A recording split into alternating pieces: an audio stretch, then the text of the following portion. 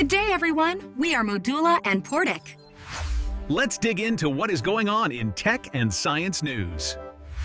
Okay, let's dive right in. We're talking about a technology that some people are calling the next great revolution and others are calling a multi-billion-dollar mirage. Yep, we're talking about quantum computing.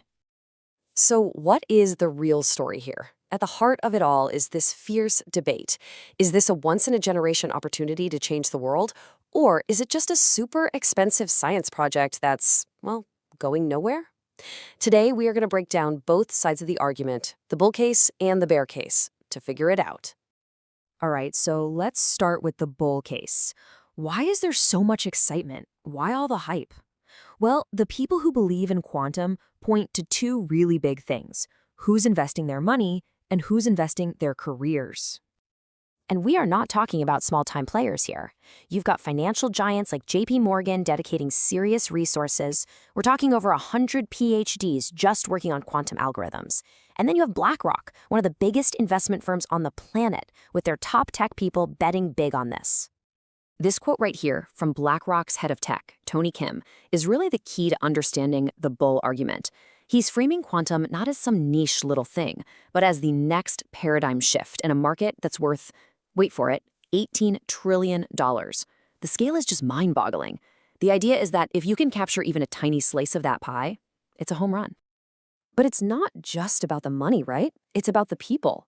There's this huge talent migration happening. You've got top experts from finance, from the intelligence community, from the defense industry, all leaving these prestigious, safe jobs to jump into quantum startups.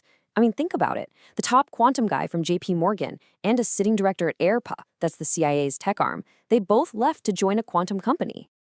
So you gotta ask yourself the question the bulls are asking.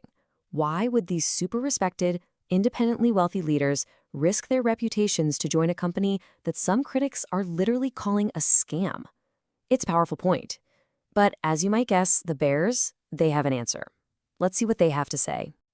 Okay, now for the other side of the coin, the skeptics, like investor Martin Shkreli. They look at all this hype and say, hold on a second. They argue that excitement doesn't equal a viable business. Their whole case is that this is a cool project, not an actual business. And this quote right here, it just hits the nail on the head for the bear case. There's a huge difference between a science project and a business. And the proof? The complete lack of any real revenue.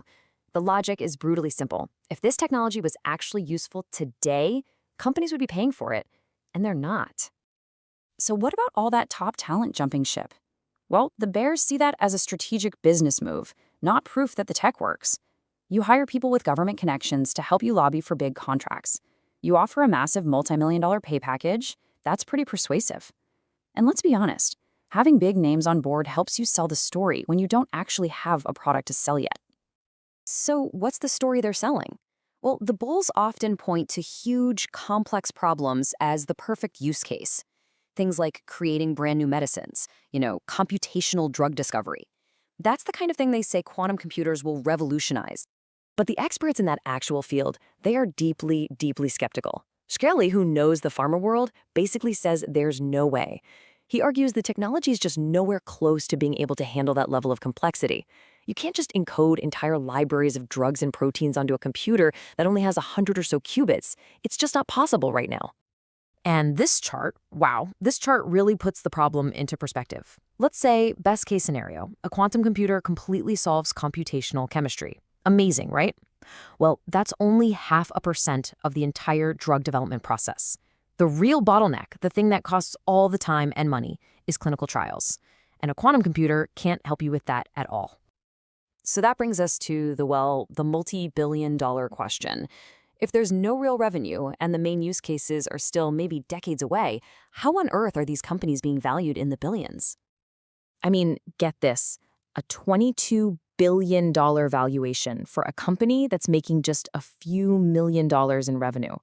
That is a massive gap. So what's the model here?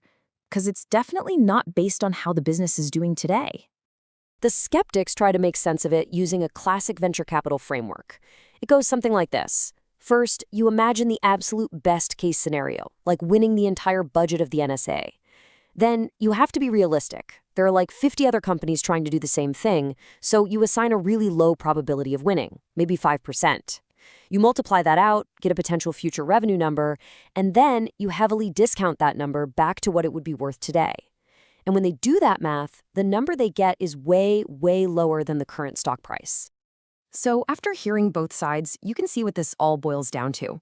It's a fundamental clash between a huge long-term promise and the cold, hard reality of what's happening right now. On one hand, you have the scientific promise, the dream of a machine that could solve impossible problems, a total paradigm shift backed by top talent and big money. But on the other hand, you have the business reality. Almost no revenue, missed deadlines, intense competition, and no killer app that actually works in the real world today.